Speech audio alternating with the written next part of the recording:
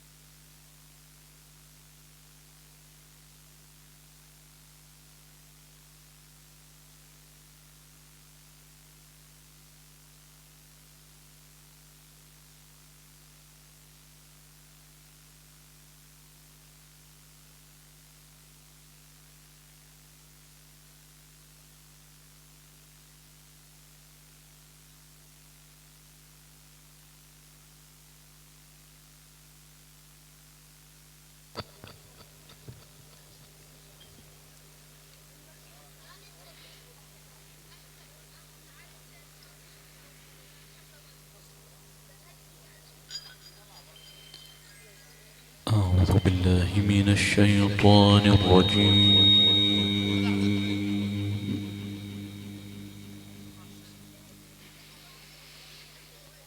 بسم الله الرحمن الرحيم.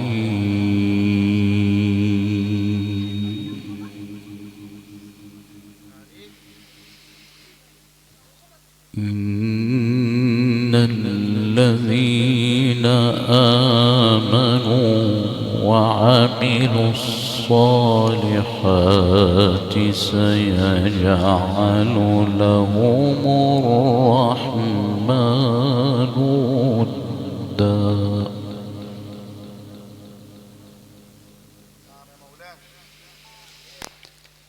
إن الذين آمنوا وعملوا الصالحات سيجعل لهم الرحمن ودا.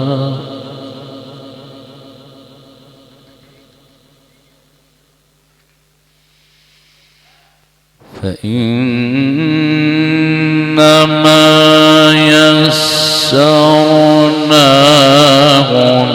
بلسانك لتبشر به المتقين.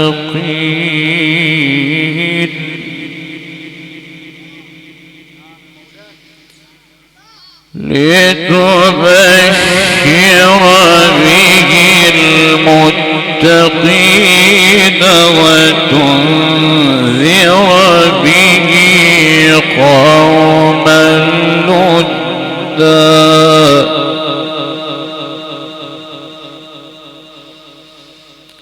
وكم أهلكنا قبلهم من قرن هل تحس منهم من أحد.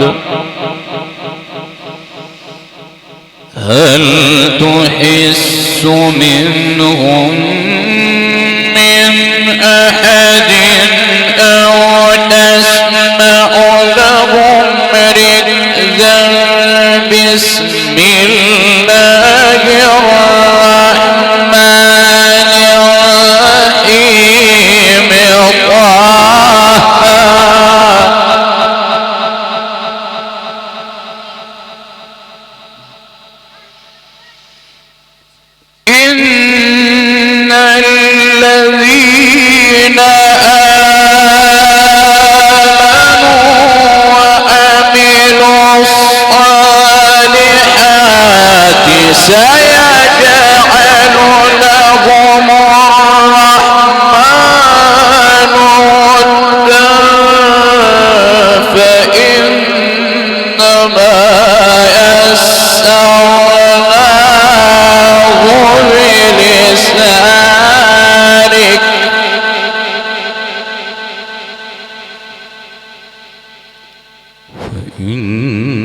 إنما يسرناه بلسانك لتبشر به المتقين وتنذر به قوما لدا. إن الذين آمنوا وعملوا الصالحات سيجعل لهم الرحمن ودا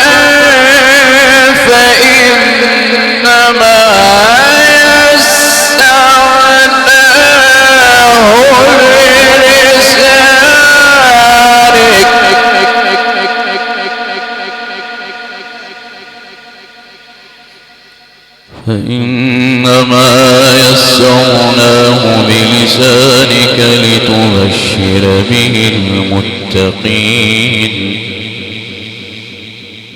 إن الذين آمنوا وعملوا الصالحات سيجعل لهم الرحمن ودا فإنما يسرناه بلسانك لتبشر به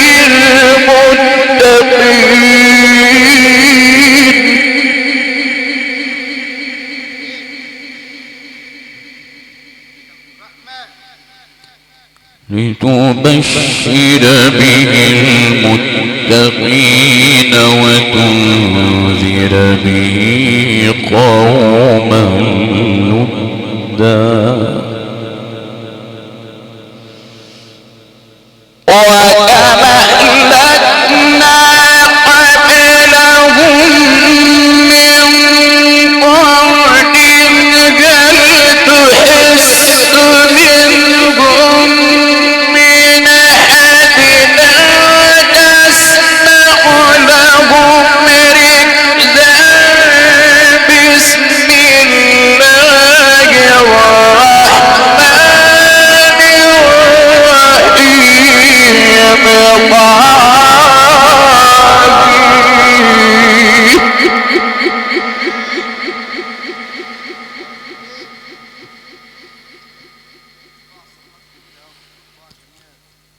طه ما أنزلنا عليك القرآن لتشقى.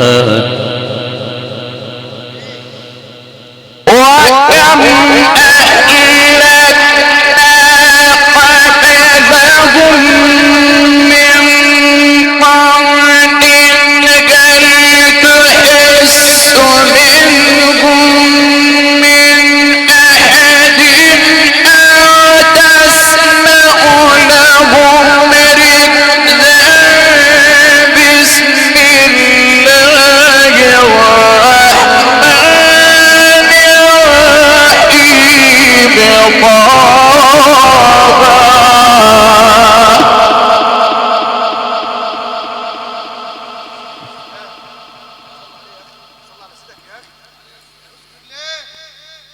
طه ما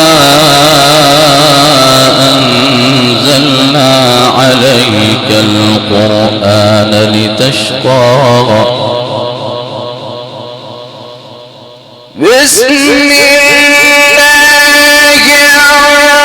الرحمن الرحيم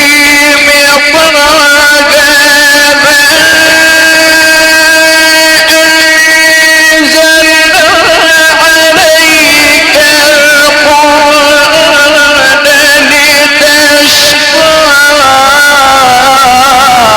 إن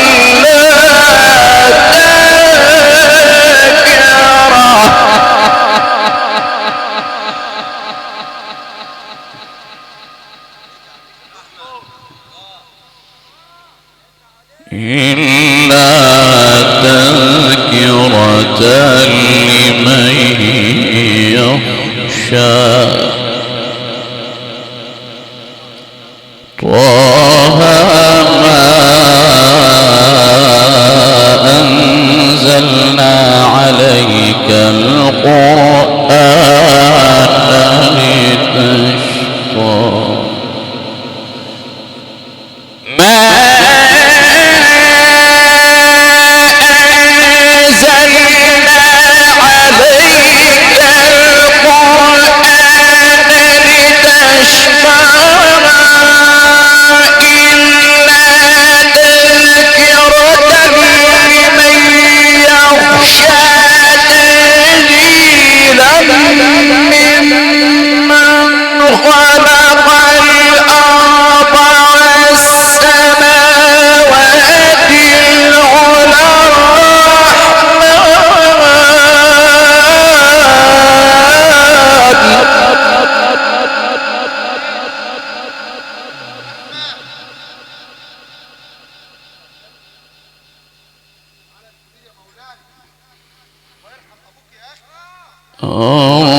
الرحمن على العرش استوى طه ما أنزلنا عليك القرآن لتشقى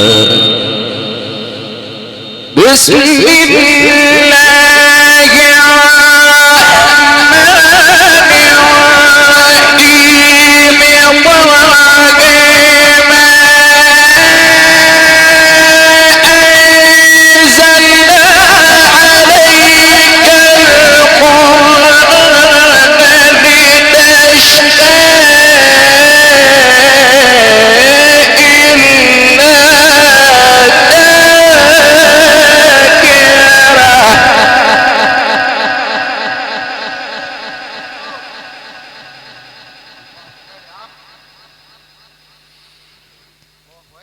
إلا تذكرة لمن يخشى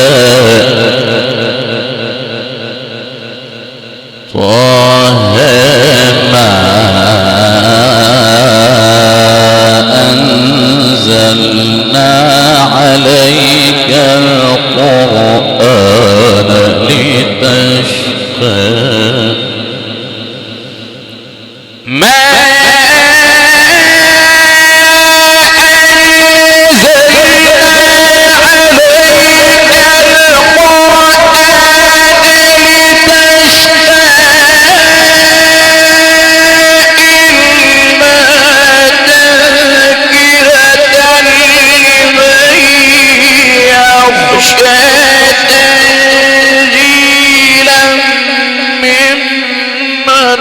خلق الأرض والسماوات العلى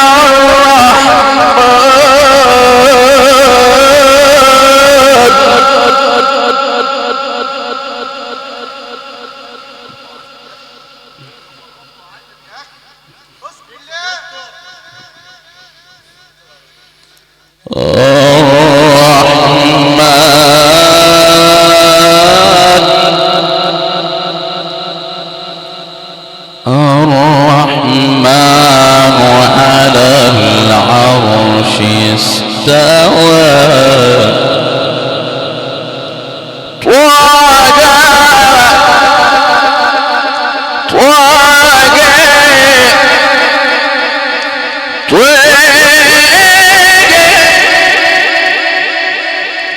ما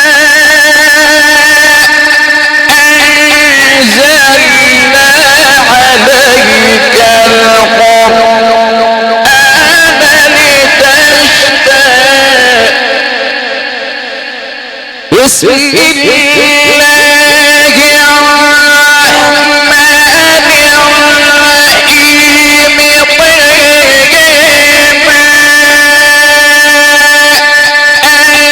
أنزلنا عليك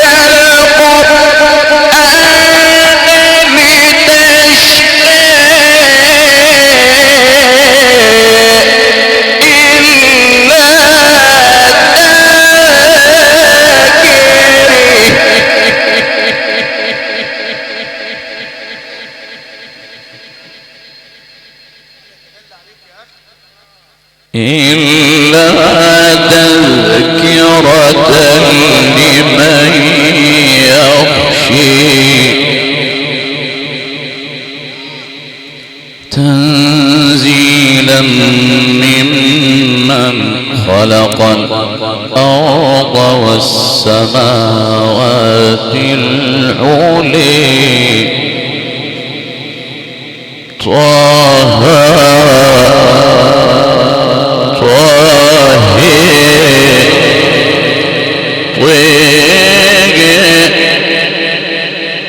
ما أنزلنا عليك القرآن لتشقي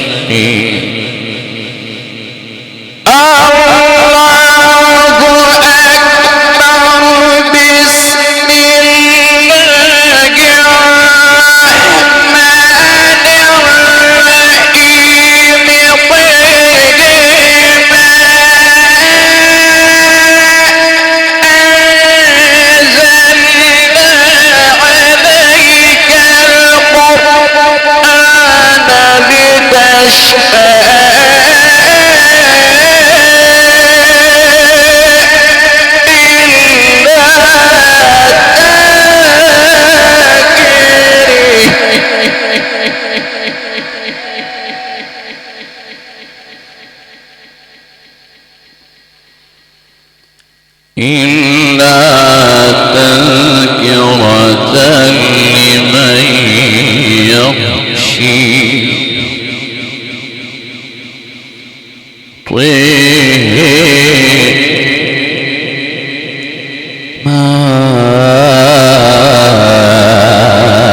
ما أنزلنا عليك القرآن لتشقي ما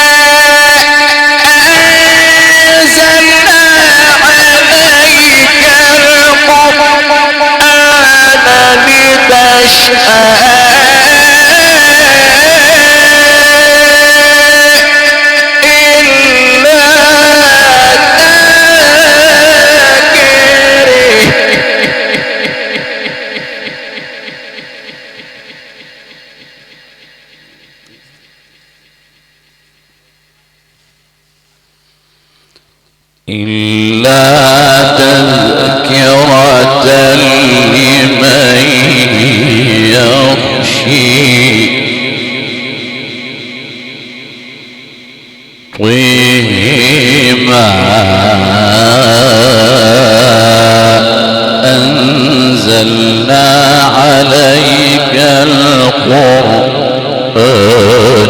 لتشقي ما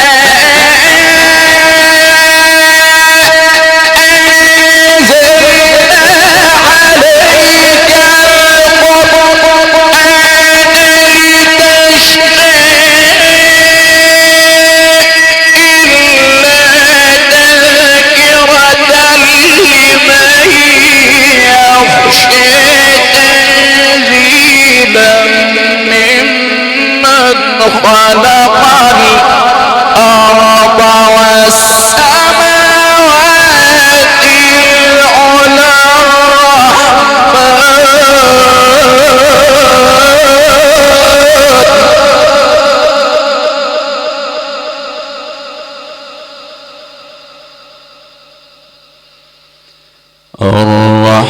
الرحمن على العرش استوي له ما في السماوات وما في الأرض وما بينهما وما تحت الثرى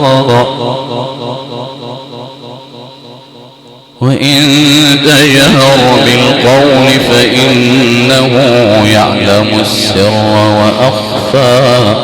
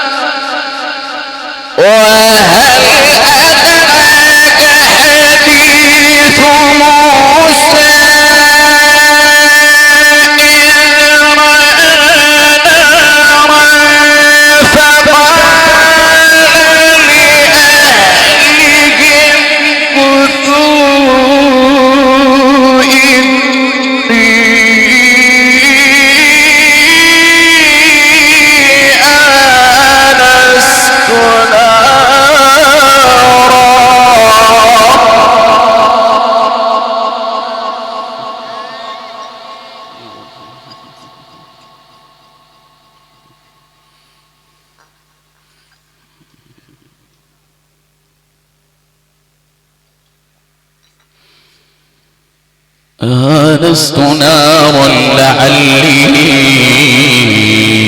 آتيكم منها بقبس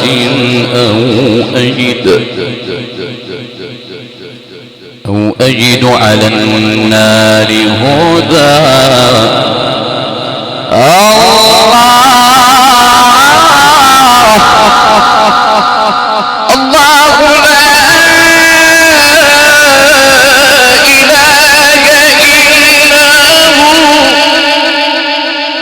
له الأسماء الحسنى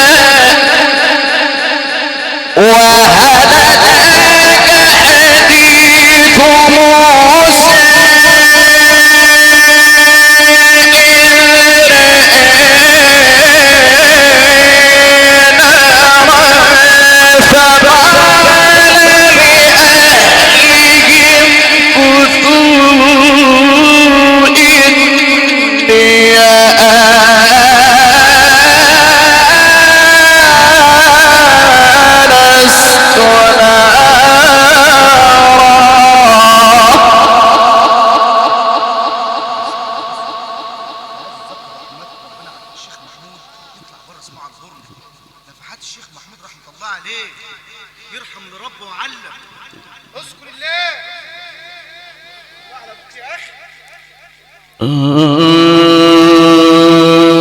آنست نارا لعلي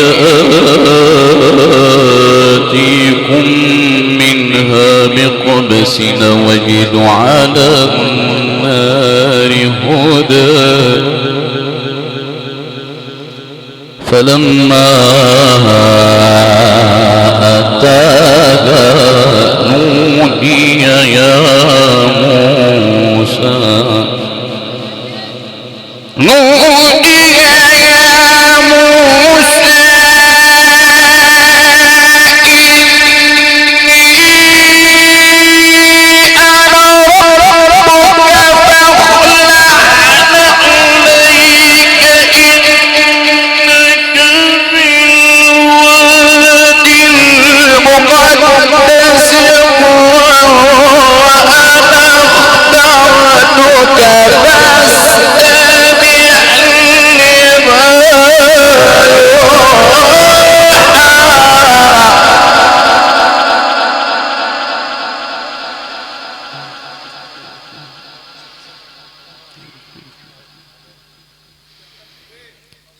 فقل لعن عليك إنك بالوادي المقدس طوى وأنا اخترتك فاستمع لما يوحى وأنا اخترتك فاستمع لما يوحى إنني أنا الله لا إله إلا أنا فاعبدني وأقم الصلاة لذكري.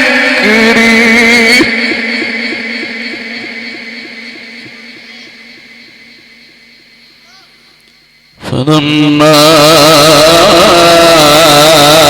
أتاها نودي يا موسى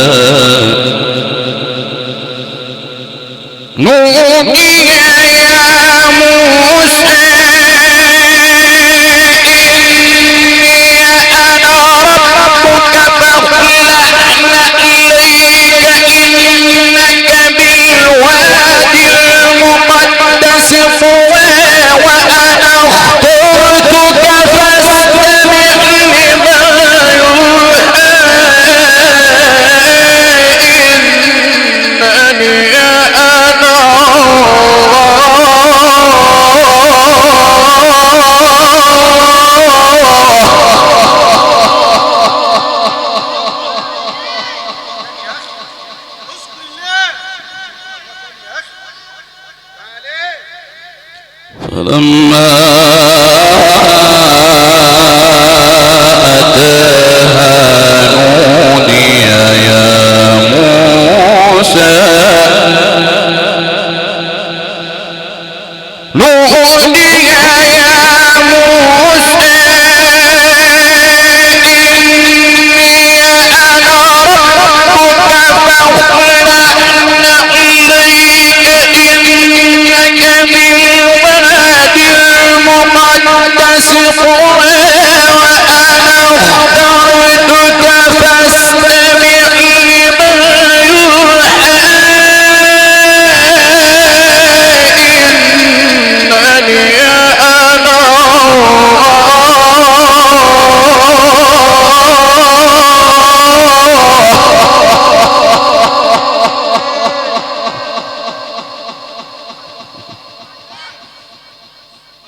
فاخلعن إليك إنك بالواد المقدس طوى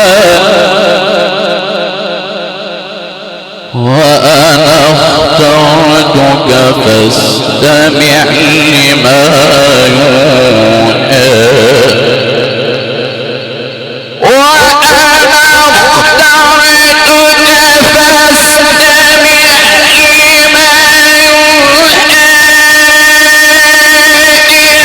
إنني أنا فاخلعن عليك إنك بالوادي المقدس طوى وأنا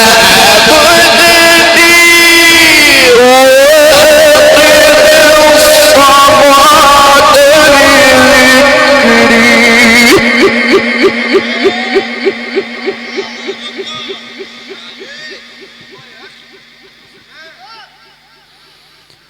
فاخلعن عليك إنك بالوادي المقدس طوى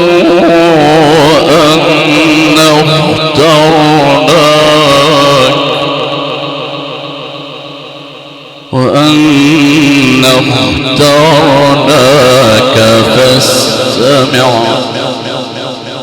فاستمع لما يوحي وأنا اخترناك فاستمع لما يوحي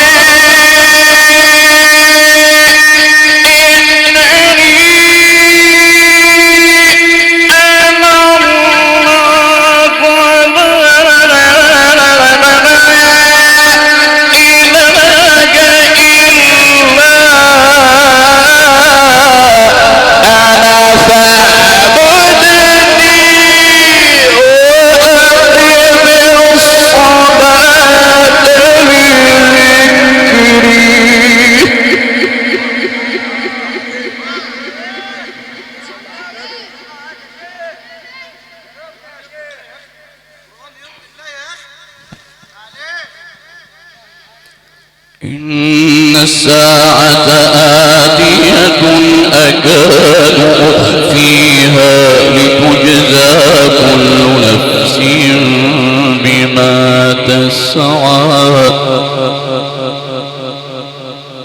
فلا يصدنك عنها من لا يؤمن بها واتبع هواه فتردى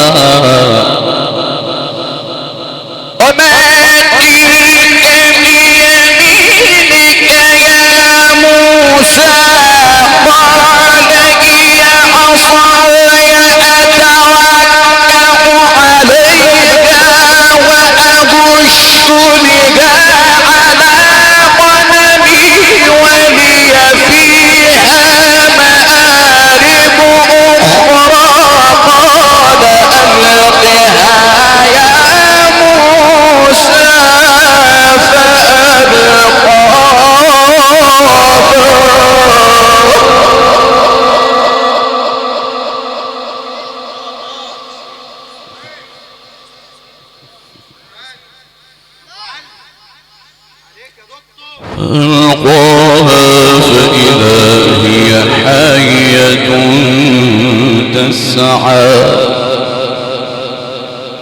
وما تلك بيمينك يا موسى قال هي عصاي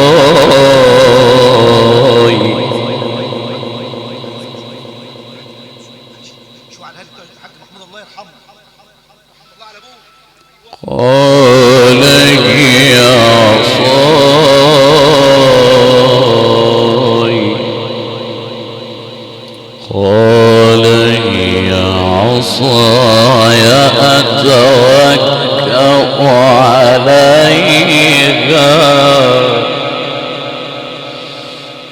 قال هي عصاي أتوكأ عليها وأهش بها على غنمي ولي فيها مآرب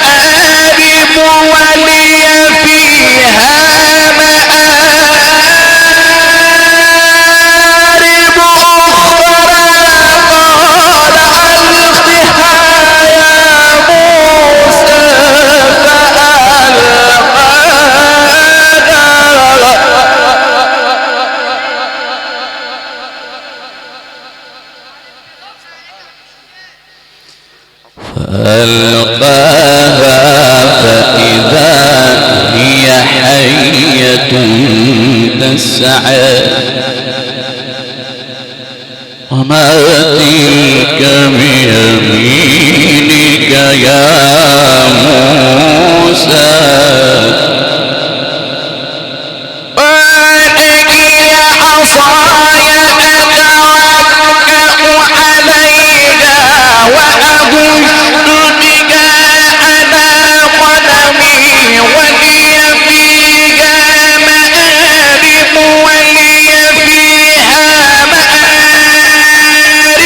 ولي فيها مآرب أخرى قال ألقها يا موسى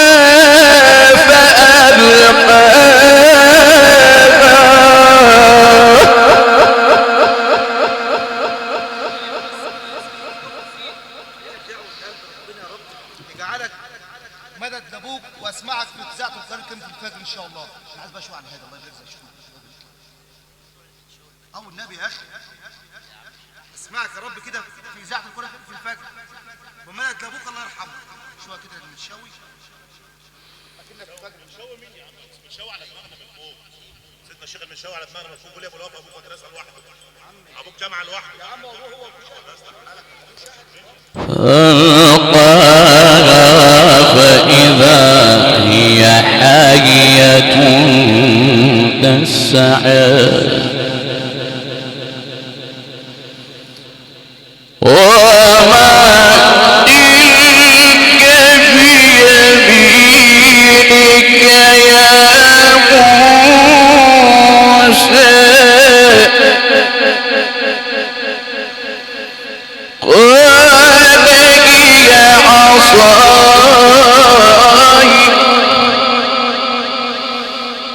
قال هي عصاي أتوكأ عليها وأهش بها على غنمي ولي فيها مآرب ولي فيها مآرب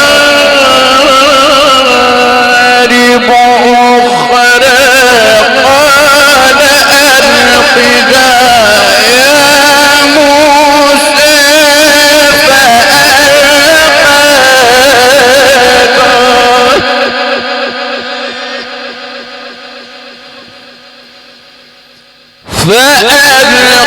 فألقاها فإذا هي حية تسعى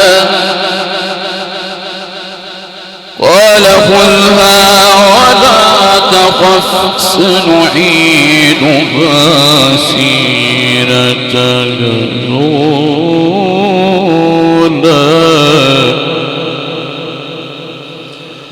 وما تلك بيمينك يا موسى قال هي عصاي قال هي عصاي أتوكل عليها وأبص بها على غنمي ولي فيها مآرب أخرى قال ألقها يا موسى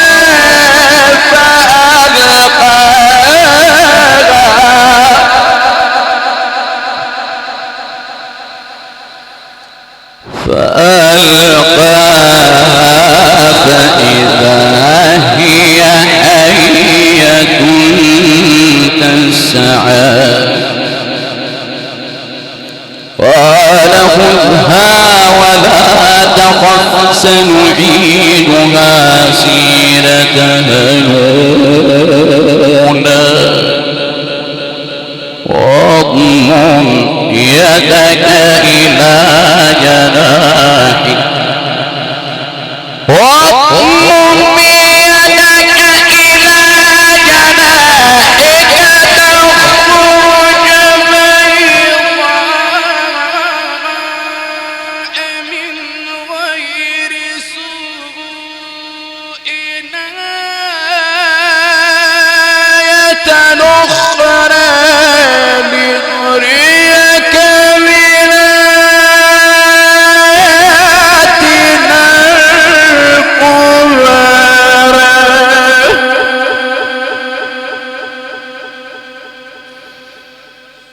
اذهب إلى فرعون إنه طغى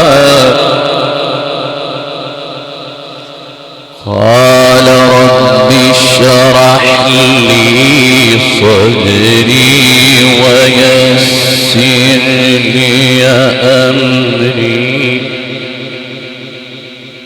واحلل عقدة من لساني يفقه قولي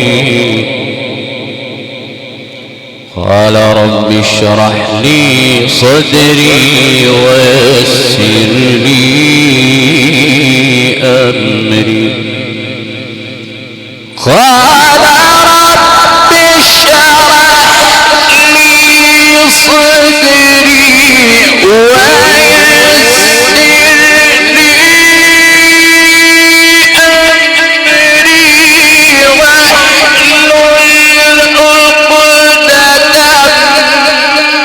من لساني يفقهوا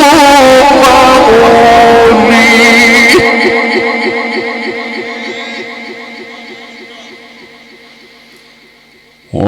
واجعلني وزيرا من أهلي هارون أخي اشدد به أزري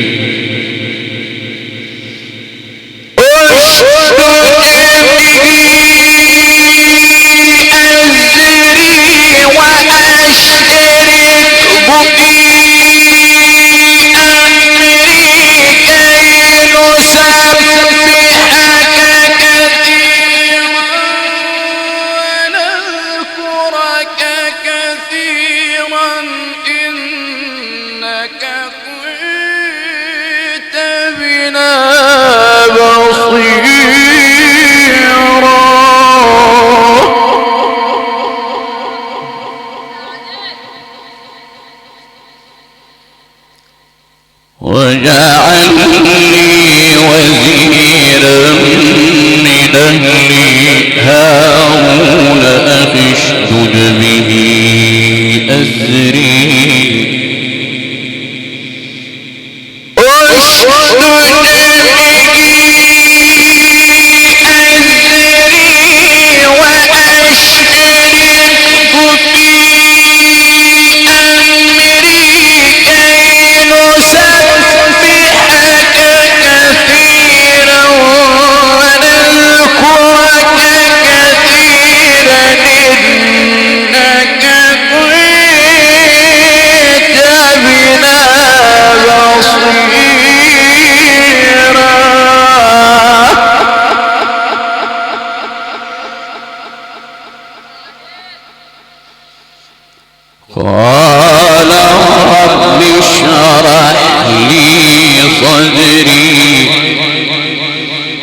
قال رب اشرح لي صدري ويسر لي أمري واحلل عقدة من لساني يفقهوا قولي واجعل لي وزيرا من أهلي هارون أخي اشدد به أزري وأشركه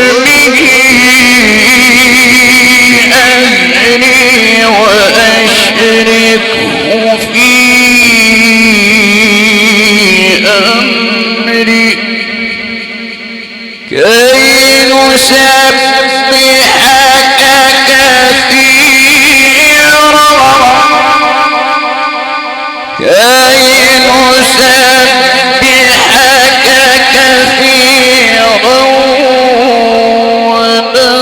ونذكرك كثيرا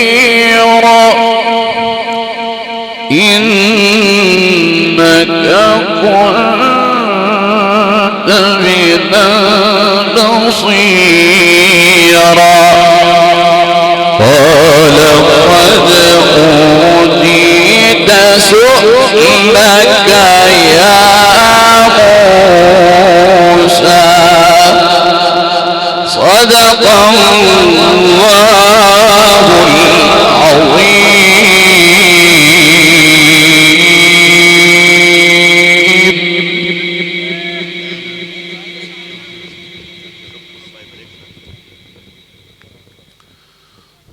طه ما أنزلنا عليك القرآن لتشقى. الطاء طرب أهل الجنة ونعيمهم، الهاء هاوية أهل النار وشقاؤهم. الطاء أن يا طاهر القلب من العيوب، والهاء أن يا هادي الخلق إلى علام الغيوب. سعدنا بهذه التلاوة القرآنية المباركة العطرة فضيلة القارئ الطبيب أحمد محمود أبو الوفا الصعيدي رحم الله والدنا العلم فضيلة الشيخ محمود أبو الوفا الصعيدي، اسم لن ينساه التاريخ أبدا من سماء دولة التلاوة. نحن في هذا المقام القرآني الكبير الحافل الحاشد بأعلام دولة الواجب لرجل كريم أكرمه الكريم في هذا الشهر الكريم، حج عبد السلام رحمة الله عليه. قدمت لهذا المقام في 10 صباحا، وجدت آلاف المشيعين يسيرون خلف جنازته، جنازة مهيبة تعطلت الأعمال وتوقفت الأشغال. لما ذلك كله؟ لأنه رجلا يمشي بين الناس بالحق ويكره الباطل ويطيع الله ورسوله، رجلا احبه الله تبارك وتعالى فحبب فيه الخلق جميعا. وهذه رسالة لأبنائه دلالة على قبول الحق لوالده، أن جمع له هذه الآلاف من القلوب المؤمنة الطيبة تصلي عليه، ومن صلى عليه 40 رجلا لا يشركون بالله شيئا وجبت له الشفاعة، وجبت له الجنة بإذن الله. ما بالكم من الآلاف التي رأيناها. ثم قدمنا إلى هذا السرادق الذي لن يفرغ إلى الآن، وكأن الأرض تطرح رجالا بعض الرجال من شتى شتى طبقات المجتمع ومن شتى صور المجتمع التي قال فيها الحق تبارك وتعالى في اي صورة ما شاء ركبك. رأينا رجال الشعب والشيوخ ورجال القضاء والعرف، كذلك اساتذة الازهر الشريف والاوقاف والتربية والتعليم، الكهرباء والطاقة، البريد، الاتصالات، كذلك رجال الامن والامن العام، وزارة الداخلية ووزارة الدفاع ووزارة العدل ونقابة المحامين، كذلك الشخصيات العامة، كذلك كبار العائلات والشباب المتميز الذي قدم الى واجب العزاء. اشكر اليكم جميعا باسم السيد الوالد الفاضل حج سعد رحمه اطال الله في عمره وشفاه وعافاه، باسم السيد النائب السيد رحمه، قدم ايضا بخالص الشكر والتقدير للسيد النائب محمد طلبة، كذلك للعلامة الجليل فضيلة الشيخ السيد شبانة مكرم ضيوفه في كل مقام ومكان.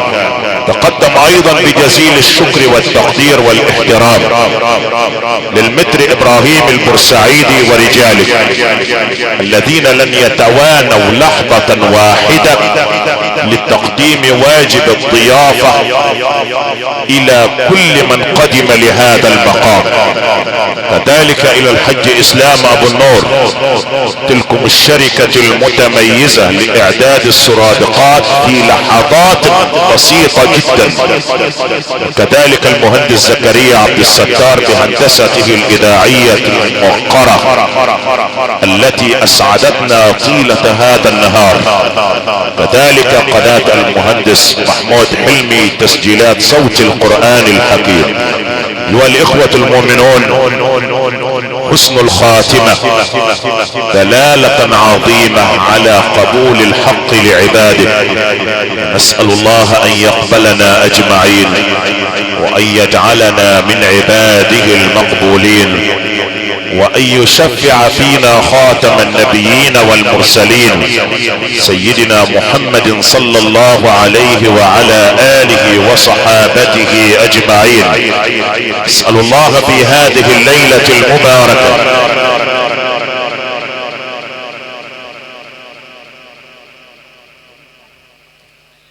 اشكر الى اخي الكريم مهندس محمد بد صاحب البث المباشر، هو غني عن التعريف والله، رجل محترم، ونسأل الله ان يتم شفاؤه على خير.